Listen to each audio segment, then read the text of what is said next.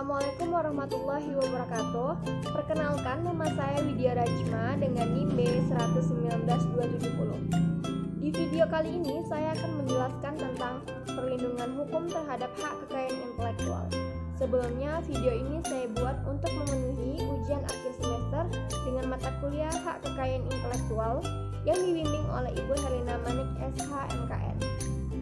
Terlebih dahulu saya akan menjelaskan tentang pengertian dari hak kekayaan intelektual atau HAKI. Hak kekayaan intelektual adalah hak yang diberikan oleh suatu negara kepada seseorang atas hasil ciptaannya. Hak kekayaan intelektual memberikan hak eksklusif kepada pemegang hak untuk menggunakan hasil ciptaannya atau penemuannya. Objek dari kekayaan intelektual adalah hasil kreasi pikiran manusianya. Kemudian, fungsi dan tujuan dari HAKI.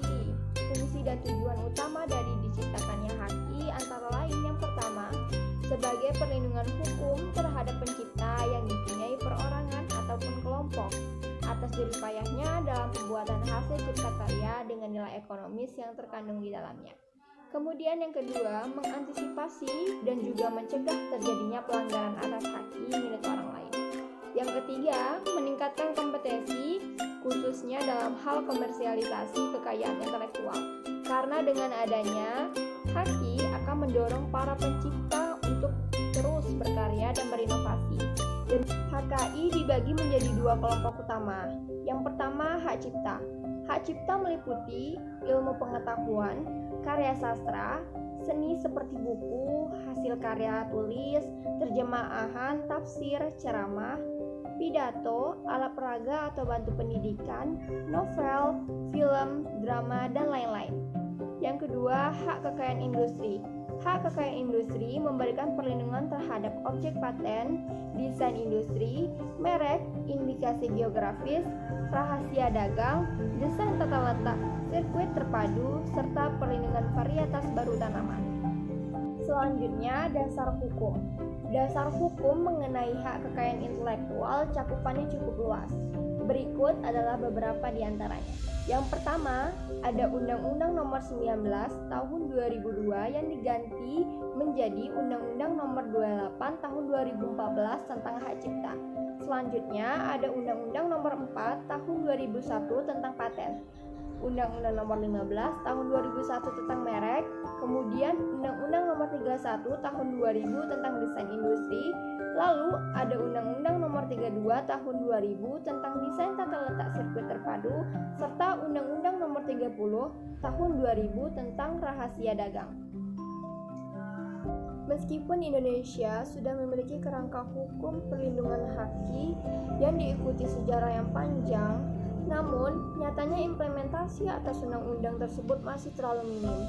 Indonesia menduduki peringkat bawah dalam hal perlindungan HAKI untuk negara-negara di kawasan Asia. Perlindungan hak cipta di tengah maraknya pembajakan merupakan salah satu permasalahan besar di Indonesia terkait perlindungan hukum terhadap hak kekayaan intelektual. Jadi, tanpa adanya perlindungan terhadap suatu ide, pencipta dan pengusaha sebagai pemegang HAKI tidak akan dapat melaksanakan hak ekonominya dan memperoleh keuntungan yang utuh dari hasil ciptaan mereka. Dengan adanya HAKI yang berlaku secara efektif, seseorang tidak perlu takut bahwa orang lain akan mencuri hasil ciptaannya.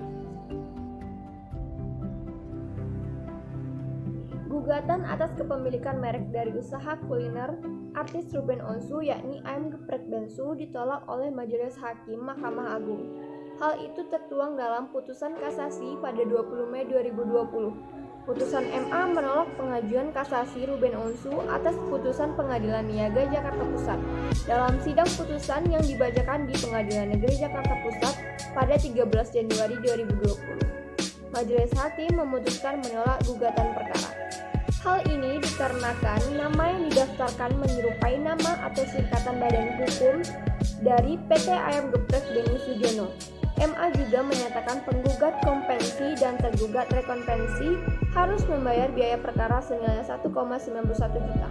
Sebelumnya, gugatan terkait kepemilikan merek ini dilayangkan Ruben Onsu ke Pengadilan Negeri Jakarta Pusat pada tanggal 23 Agustus 2019. Langkah ini diambil usai gugatan ke Pengadilan Niaga Jakarta Pusat terkait kepemilikan merek ditolak majelis hakim.